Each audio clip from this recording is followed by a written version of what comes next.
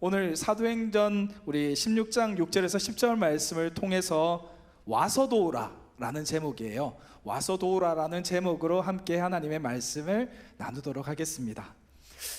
여러분, 좀 전에 우리 안주관 목사님, 나는 안주관이다, 와, 깜짝 놀랐습니다. 얼굴이 이만하게 나오셔가지고, 너무나 익숙한 모습에 너무나 아름다운 모습으로 다가오셔서 좋았는데, 우리 안주관 목사님 지금 태국에 계시죠? 우리 태국에서 열심히 더운 날씨 가운데서도 열심히 선교하고 계신데, 우리 여러분들 기도로 동역해 주시고, 우리 안주관 목사님 내일 돌아오세요. 돌아오시는 날까지 건강하게 잘 돌아오실 수 있도록 우리 함께 기도해 주시면 감사하겠습니다. 한 가지 예화를 한번 들려드릴까 해요. 먼저 태평양 전쟁이라고 아시나요? 혹시 여러분들?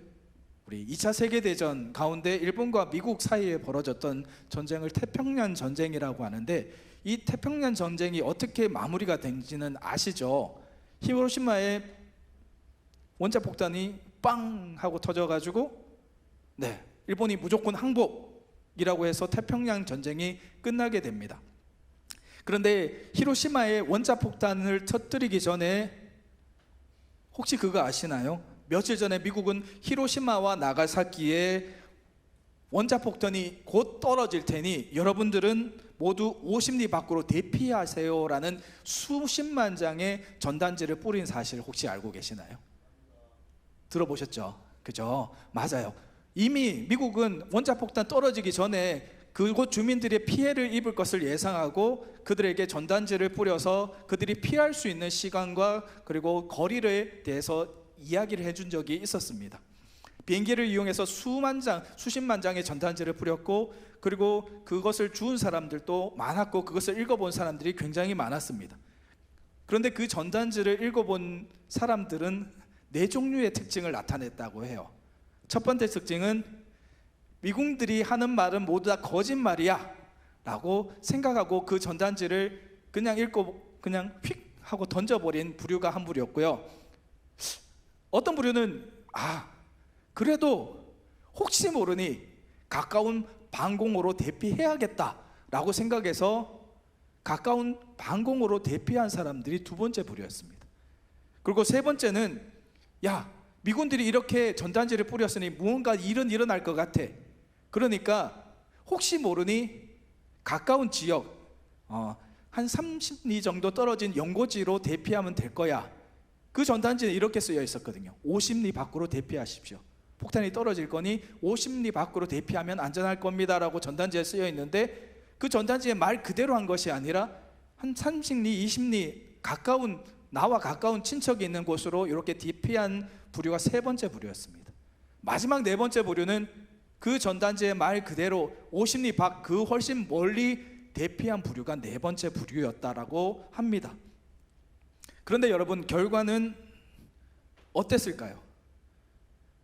자신의 생각대로 각 사람의 생각과 그에 따른 반응을 보인 그대로 되었을까요? 아니면은 1번, 2번, 3번, 4번 각 사람의 그 생각과 달리 미군이 말한 그대로 되었을까요? 맞죠?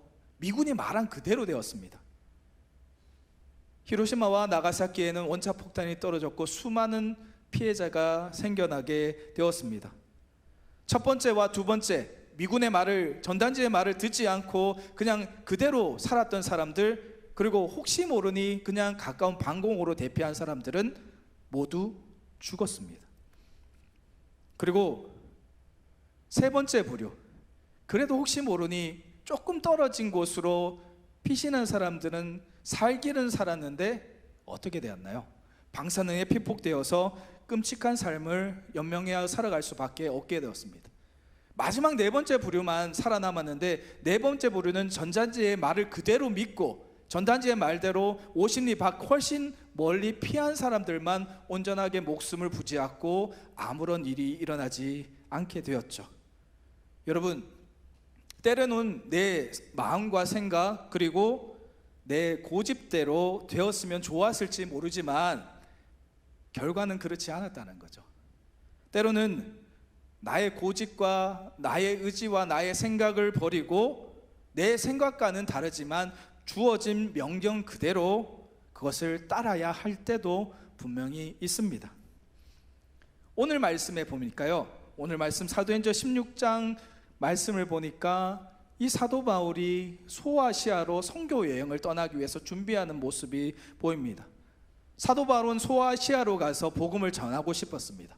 여기서 말하는 소아시아는 우리가 살고 있는 이 동남아시아나 아니면 중앙아시아를 이야기하는 것이 아니에요. 소아시아라는 곳은 우리 투르키예라고 이야기하죠. 터키 지방입니다. 지금 이름이 바뀌었는데 왜 이름이 투르키예라고 이렇게 어렵게 바뀐 이유는 여러분 혹시 들어보셨나요? 예, 터키가 사실 칠면조가 터키라고 이야기한대요. 그 발음 그런 것도 이유가 된대요. 그래서 터키라는 이름을 버리고 투르키예라는 이름으로 바뀐 그 동네가 바로 소아시아예요. 소아시아라는데 바로 이 사도 바울이 소아시아의 전도 여행, 즉 전도를 하고 싶어서 나가고 싶어 했던 겁니다. 그래서 많은 준비를 기울였습니다. 지금 우리 전화교회 선교팀이 지난주 월요일 날이죠. 출국을 해서 태국에서 우리 열심히 선교를 수행하고 있습니다. 이번 선교팀이 한국을 떠나기 전에 미리 많은 준비를 하였습니다. 오랫동안 준비를 하고 기도하는 모습을 많이 보았습니다. 그들은 몇 날 며칠을 함께 모여서 사역을 준비하기 위해서 밤늦게까지 함께 준비하는 여러 가지 모습들을 보면서 와, 참 대단하다라는 그러한 생각을 했어요. 때로는 낮에 직장 생활을 하시고 마치고 집에 바로 돌아가시는 것이 아니라 교회에 모여서 함께 공연도 준비하시고 여러 가지 사역을 준비하는 모습에 정말 대단하다라는 생각을 해본 적이 있었습니다. 그런데 여러분, 만약에요, 사역을 위해서 정말 많은 준비와 노력을 기울였는데 그 노력한 것이 모두가 허사가 된 그런 일이 생겼다라고 한번 생각해 볼까요? 그러면 어떤 마음이 들까요? 하루 이틀이 아니라 수많은 시간을 들이고 수많은 공을 들여서 준비하였는데 그것이 하루아침에 팍 하고 뒤집어지고 아무것도 할 수 없는 상황이 생겼다라고 한번 생각해 볼까요? 어떤 마음이 드실까요? 혹시 여러분이라면 굉장히 실망스러우시겠죠. 그렇지 않을까요? 맨날 연습하고 맨날 노력했는데 아무것도 할 수 없는 상황이 된다면 너무나 실망스럽고 허탈하고 때로는 기운이 빠질 것도 같습니다. 어쩌면 바울이 그런 것 같습니다. 바울은 소아시아로 가기 위해서 선교를 위해서 굉장히 많은 노력과 준비를 하였는데 그런데 선교의 길이 열리지 않습니다. 계속 막히는 겁니다. 성령님께서 바울의 선교팀이 아시아로 가는 것을 막으시는 것 같습니다. 오히려 반대 방향인 유럽, 마게도냐 지방이라고 이야기를 해요. 성경에서는 그것이 바로 유럽입니다. 유럽 지방으로 가기를 원하십니다. 결국 이것은 바울이 생각한 것과 누가 하나님이 생각한 것이 달랐다라는 것이겠죠. 바울은 분명히 자신의 입장과 생각으로 보았을 때는 소아시아로 가서 선교하는 것이 맞았다고 생각했기 때문에 소아시아 선교를 위해서 노력하고 준비했던 겁니다. 그런데 하나님의 생각은 어땠을까요? 바울의 준비와 노력과 수고와 상관없이 하나님께서는 바울이 소아시아로 가기보다는 유럽, 마게도냐 지방으로 가기를 원하셨던 것이었죠. 이런 상황에서 바울은 어떤 결정을 내렸을까요? 바로 그 결정이 오늘 우리가 본 그 본문의 말씀입니다. 바울의 선택은 간단합니다.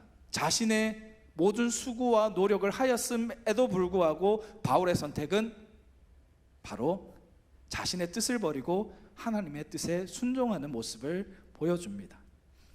여러분, 바울이 왜 소아시아로 가서 선교하려고 하셨는지 아시나요? 왜냐하면 이 소아시아라는 곳은 바울의 홈그라운드와 같은 곳이었습니다. 바울에게는 유럽보다 소아시아가 더 익숙하고 편한 곳이었어요. 바울의 고향이 다소라는 곳인데요, 사실 이 다소라는 곳이 소아시아에 위치하고 있어요. 터키 지방 동쪽에서 조금 남쪽에 위치한 곳이 바로 다소거든요. 이 소아시아 결국에는 바울의 고향과 가까운 지역, 바울이 너무나 잘 알고 있었던 지역이라는 겁니다. 그리고 이미 바울은 한번 소아시아로 선교 여행을 다닌 적이 있어요. 그래서 소아시아에 많은 교회를 개척해 놓은 상황이었습니다. 말 그대로 바울에게 이 선교, 지원 준비하는 이 선교 여행은 그렇게 낯선 것도 아니고 마음속에 자신감도 쌓여 있었던 거죠. 결국에는 이 선교 여행을 떠난 것에 보았을 때 바울은 내가 이 선교 여행을 가게 되면 그곳에서 많은 열매를 쉽게 얻을 수 있을 것이라는 그 자신감을 가지고 선교 여행을 준비했다라는 거예요. 그렇기 때문에 한번 조금만 생각해 볼까요? 아무것도 모르고 아무 준비도 안 된 곳을 가는 것이 맞을까요? 아니면 내가 너무나 잘 알고 있는 곳, 그리고 이미 많은 것이 준비되어 있고, 그리고 내가 가기 위해서 노력한 곳으로 가는 것이 쉬울까요? 당연히 두 번째겠죠, 그죠? 내가 너무나 잘 알고 쉽게 접근할 수 있고 또 너무나 많이 준비된 곳으로 가는 것이 더 많은 열매를 맺을 수 있을 것입니다. 그래서 바울은 자기 자신의 생각 그대로 소아시아로 들어가려고 하였지만 성령님께서 허락하지 않으시는 거예요. 오늘 본문 7절 말씀 한번 띄워주시겠습니까? 본문 7절 말씀 함께 읽도록 하겠습니다. 시작. 무시아 앞에 이르러 비두기아로 가고자 애쓰되 예수의 영이 허락하지 아니하시는지라. 아멘. 여러분, 때로는요, 우리가 아무리 애를 써도 이루어지지 않는 일들이 있을 수가 있습니다. 이상하게도 무슨 일을 하려고만 하면 앞이 막히는 경우들도 있습니다. 너무나 쉬운 문제인데 진짜 한 발만 내딛으면 되는데 그 한 발 내딛기가 너무나 힘든 경우들이 있어요. 여러분, 이때 우리는 어떻게 해야 될까요? 우리 믿는 사람들이 할 수 있는 일은 바로 하나님께 여쭈어 보는 겁니다. 그렇죠?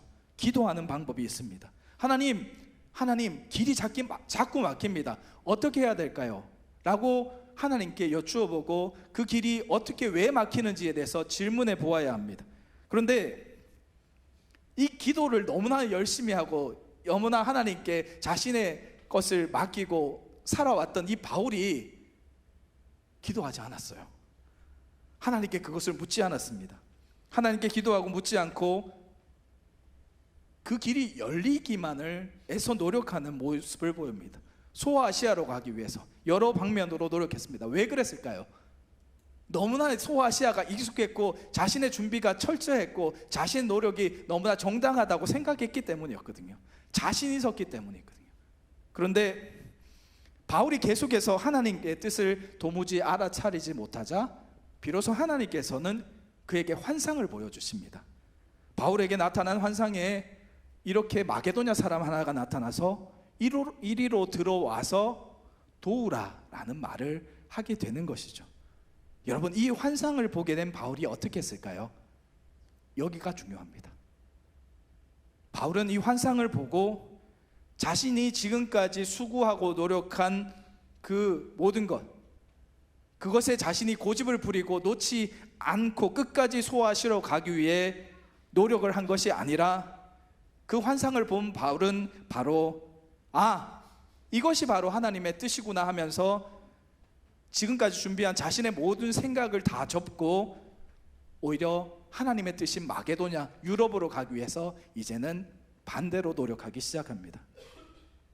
여러분, 이것이 바울이 가진 아주 중요한 장점이었어요. 그는 자신이 무엇을 했든, 자신이 어떤 수고를 했든 그것보다 하나님의 뜻이 분명해지면 자신의 생각과 계획과 그리고 자신이 준비한 모든 것을 다 내려놓고 오직 하나님의 뜻에 순종합니다. 여러분, 하나님께 기도하고 성령님의 인도하심을 따라가는 사람은 바로 이러한 결단과 이러한 융통성이 있어야 됩니다. 그렇지 않나요? 하나님의 뜻에 우리가 맞춰가야 되는 거지, 내 뜻에 내 고집을 끝까지 우기면서 하나님을 나한테 맞추려고 하면 될까요? 안 되죠. 우리도 너무나 잘 압니다. 너무나 잘 아는데 사실은 이런 것이 쉽지 않다는 거죠. 오늘 말씀의 중요한 핵심 포인트가 바로 여기에 있습니다. 나에게 있는 분명한 비전과 계획보다 먼저 성령님의 인도하심에 순종하는 믿음이 더 중요하다. 바로 이것입니다. 내가 가진 계획과 준비보다 하나님의 계획과 그 생각이 더 중요하고 그것을 따라가는 것이 바로 믿음이다 라는 것이 오늘 제가 여러분들한테 드리고 싶은 말씀이에요.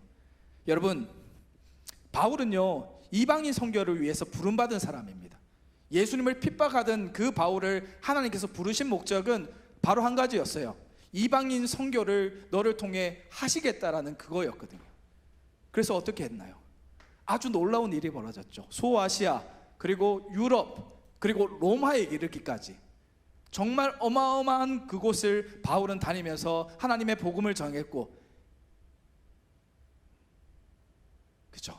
유대인을 핍박하던 그를 오히려 반대로 예수의 복음을 전하는 대로 세우신 그 목적을 하나님께서는 이루십니다.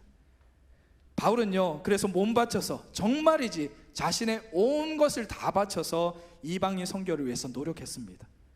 그는 육체적인 아픔, 육체적인 가시가 있었어요. 그런데도 불구하고, 그는 고난과 어려움이 있는데도 불구하고 그는 하나님께 받은 그 사명을 절대 놓치지 않습니다. 바울이 어떻게 죽었는지 혹시 기억하세요? 바울은 참수형을 당합니다. 목이 잘려 죽어요, 로마에서.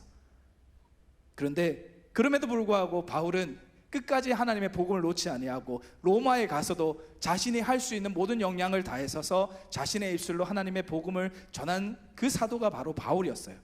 이방인 선교를 위해서 자신의 모든 것을 걸었어요. 이것을 알 수 있는 말이 있습니다. 말씀이 있습니다. 고린도전서 11장 23절과 27절 말씀인데요, 한번 띄워주시겠어요? 제가 한번 천천히 한번 읽어드리겠습니다. 그들이 그리스도의 일꾼이냐 정신이 없는 말을 하거니와 나는 더욱 그러하도다. 내가 수고를 넘치도록 하고 옥에 갇히기도 더 많이 하고 매도 수없이 맞고 여러 번 죽을 뻔하였으니 유대인들에게 40에서 하나 감한 매를 5번 맞았으며 3번 태장으로 맞고 1번 돌로 맞고 3번 파선하고 일주야를 깊은 바다에서 지냈으며 여러 번 여행하면서 강의 위험과 강도의 위험과 동족의 위험과 이방인의 위험과 시내의 위험과 광야의 위험과 바다의 위험과 거짓 형제 중에 위험을 당하고 또 수고하고 애쓰고 여러 번 자지 못하고 줄이며 목마르고 여러 번 굶고 춥고 헐벗었노라. 아멘. 사울이 이런 수고를 했다는 거예요. 여러분, 도대체 이렇게 일을 당하면서 주님의 복음을 위해서 헌신의 사도가 있었을까요? 쉽지 않겠죠. 정말 자신의 모든 것을 바쳐서 선교를 위해서 희생해야 했던 것이 바로 사도 바울이었습니다. 이렇게 자신의 모든 것을 바쳐서 하나님의 일, 선교를 감당했던 바울이지만, 그럼에도 바울이 정말 대단한 것은 선교의 주도권이 자신이 아니라 하나님께 있음을 그는 분명히 알고 있었다는 것이 중요합니다. 자신이 다 했어요. 자신이 몸 바쳐 교회를 세우고 자신이 몸 바쳐 선교했어요. 그리고 목숨을 내어까지 희생하면서 자신이 모든 걸 했는데도 불구하고 그는 그 선교의 모든 주도권이 자신이 아니라 하나님께 있다는 사실을 바울은 너무나 잘 알았습니다. 그래서 자신이 아무리 열정이 넘친다고 해도 자신의 열정이 성령님의 뜻을 넘지 않도록 늘 조심하며 살아갔던 것이 바로 바울이었던 겁니다. 사랑하는 여러분, 우리도 이러한 바울의 모습을 본받아야 됩니다. 아무리 내가 열정이 넘친다고 해도, 아무리 내가 일을 열심히 잘한다고 하여도 내 뜻과 행동이 하나님의 뜻보다 앞서면 안 되겠죠. 막무가내 고집쟁이는 하나님의 일에 득이 되지는 못합니다. 교회와 신앙에서는, 그리고 나의 삶에서도 마찬가지겠죠. 여러분, 여러분의 삶을 살아갈 때요, 하나님의 뜻보다 여러분의 뜻을 세우면 잘 될까요? 이루어질까요? 행복할까요? 아니에요. 화건하건대 하나님의 뜻보다 앞서시게 되면 부러집니다. 넘어집니다. 여러분, 제가요, 여러분의 인생을 살아봤던 사람이거든요. 그래서 조금은 이해가 됩니다. 여러분과 저하고 나이 차이가 조금 있기 때문에 사실은 여러분을 100% 이해한다라는 말은 거짓말이었겠죠. 어렵겠죠. 하지만 저 또한 여러분과 똑같은 시절을 보낸 적이 있었기 때문에, 그래서 이해도 하고 있고 그때 어떤 삶을 살아야 했는지 여러분들께 말씀드릴 수 있는 거예요. 여러분, 하나님의 뜻을 붙잡으세요. 그게 사는 방법이고요, 그게 바른 길로 갈 수 있는 방법이에요. 우리가요, 삶을 살아갈 때 중요한 것이 여러 가지가 있는데 그 중에서는 분명한 길을 가는 것이 중요합니다. 우리가 가야 되는 길이 있어요. 분명히 있다고 생각해 봅시다. 가는 방법이요, 직선으로 가는 방법이 쉽겠어요? 아니면 지그재그로 가는 방법이 쉽겠을까요? 직선으로 가는 방법이 분명히 쉽잖아요. 이쪽으로 가야 돼요. 그러면 걸으면 돼요. 그런데 길을 모른다면 어떻게 가야 돼요? 이렇게 갔다가 이렇게 갔다 그러면 늦을 수밖에 없는 거고요. 맞아요. 하나님을 뜻을 붙잡는 것이 바로 가는 방법인데, 그런데요, 우리의 삶은 그렇지 않다라는 거죠. 그게 문제라는 거예요. 때로는 우리의 생각이 먼저 앞설 때가 너무나 많습니다. 오늘 목사님 설교에서도 그 말씀을 했어요.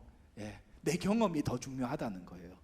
내 경험이 더 중요할 때 분명히 있죠. 하지만 그 경험보다 더 중요한 것은 바로 하나님의 뜻이라는 사실이죠. 기독교 잡지 썬데이라는 잡지가 있어요. 이 잡지에서 한 번은 당신은 예수님을 어디에 모시고 있는가라는 그러한 글을 쓴 적이 있었습니다. 그 잡지에 나온 글은 이렇습니다. 어떤 성도들은 예수님을 스페어 타이어로 여겨 자동차 트렁크에 넣어둡니다. 그들은 자신의 인생이 자신의 것이라고 생각하며 자신의 인생의 주인이 되어서 살아갑니다. 다만 갑자기 타이어가 펑크 나거나 큰 사고가 생길 때 예수님을 찾습니다. 트렁크 문을 열고 예수님 제발 지금 이 문제를 해결해 주세요라고 기도한 뒤에 문을 닫습니다. 그들에게 예수님은 문제가 생겼을 때 좋은 해결책이 되는 하나의 수단이기 때문입니다. 다음으로 예수님을 보조석에 앉히는 성도들도 있습니다. 이들은 예수님을 좀 더 가까이 두고 때로는 예수님이 원하시는 대로 살아가기도 합니다. 그러나 최종 결정권은 결국에는 자신에게 두고 여전히 본인이 모든 최후의 결정권을 스스로 쥐고 있는 경우가 많습니다. 마지막으로 예수님을 운전석에 앉히는 성도들이 있습니다. 이들은 삶의 최종 결정권을 예수님께 넘겨드리며 자신이 바라는 결정보다 예수님이 바라는 대로 결정하기를 원합니다. 당신은 지금 예수님을 인생의 어느 자리에 모시고 있습니까?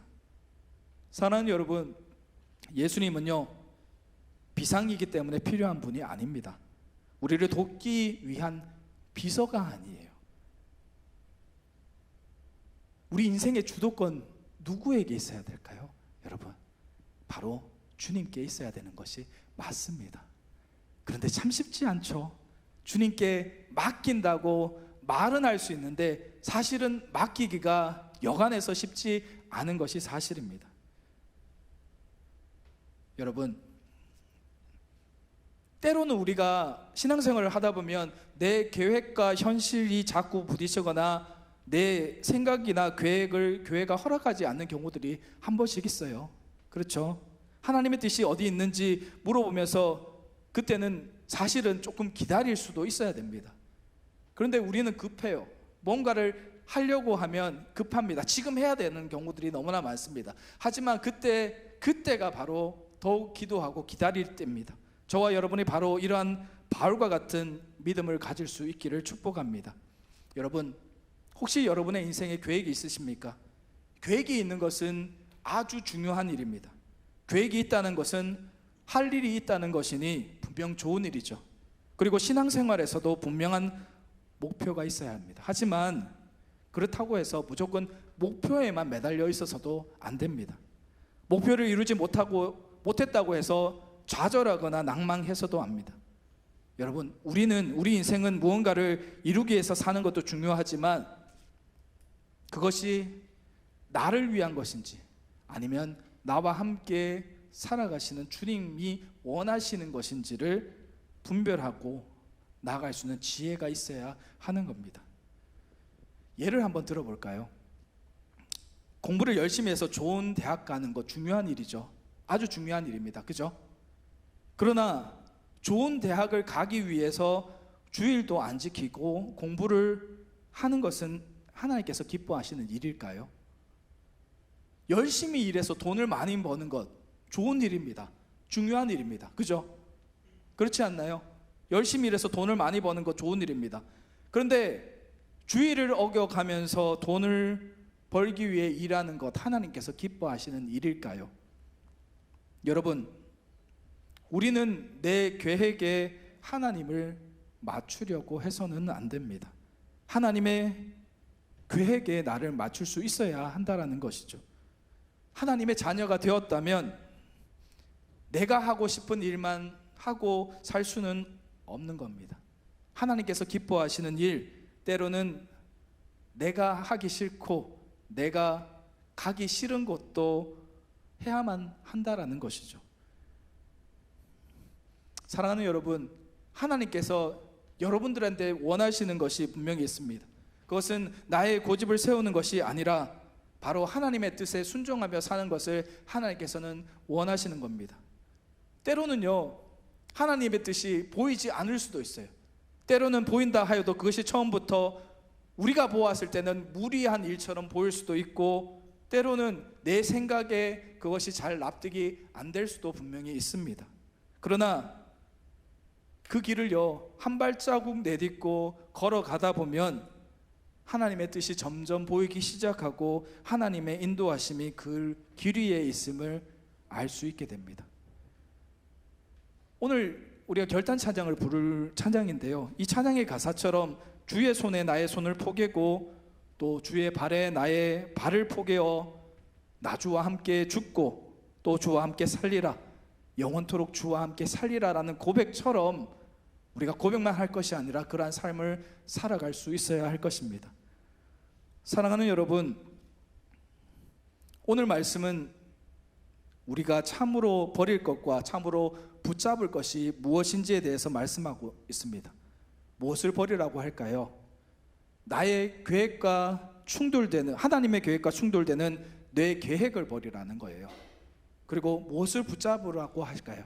그것은 하나님의 계획 속에 담긴 하나님의 뜻을 분명히 알고 붙잡으라고 말씀하고 있습니다.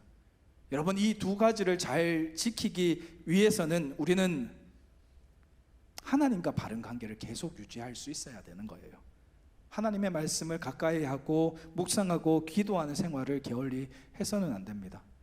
여러분, 제가 여러분들한테는 처음 말씀드리는데, 제가 앞서 있던 교회에서 청년회를 담당했어요. 저희 청년들한테 늘 이야기했던 것이 있습니다. 하루에 5분, 더도 말고 5분만 투자해서 기도하라는 이야기를 자주 했어요. 여러분, 여러분을 위한 기도를 한번 하나님께 질문해 보시는 시간을 하루에 5분만 가져보십시오. 확신하건대 여러분의 1년 뒤의 모습은 분명히 달라져 있을 겁니다. 하나님과 5분 그 시간 동안 말씀 듣고 묵상하시고 기도하시고, 아니면 그 중에 어떤 거라도 상관없습니다. 하나님과 교제해 보십시오.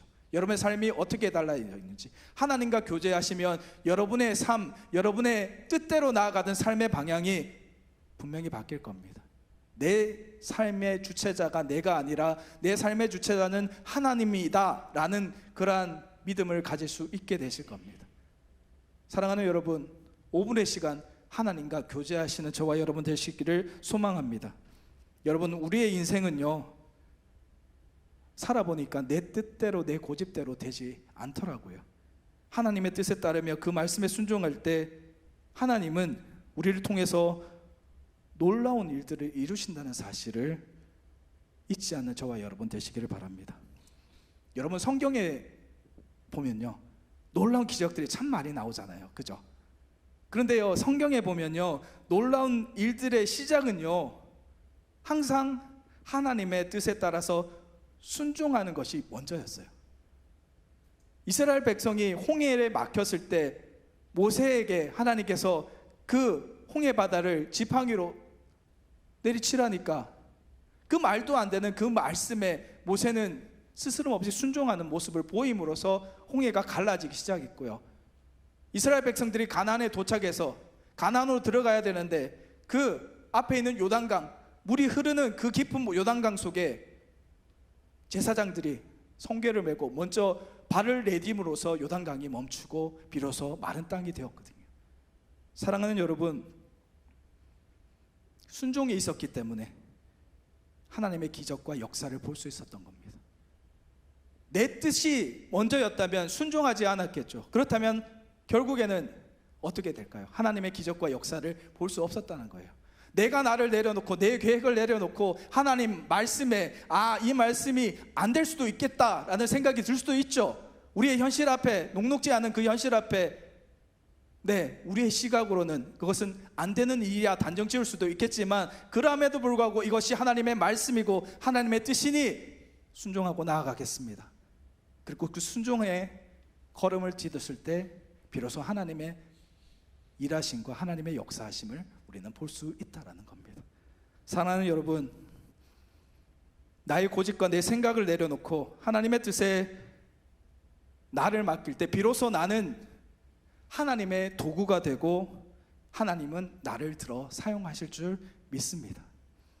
여러분, 도구는요 스스로 움직이지 않아요. 그렇죠?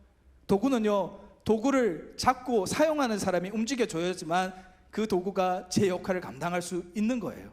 도구가 아무리 비싼 도구, 아무리 날카롭고 아무리 멋진 도구라 하여도 그 도구를 사용하는 사람이 바르게 사용해야지만 그 도구로서의 가치가 있는 겁니다. 이 사실을 분명히 명심하고 살아가는 저와 여러분 되셔서 항상 하나님이 사용하시는 멋진 도구, 그래서 하나님의 축복 가득한 인생 될 수 있는 은혜가 저와 여러분과 함께 하시기를 주님의 이름으로 축복합니다.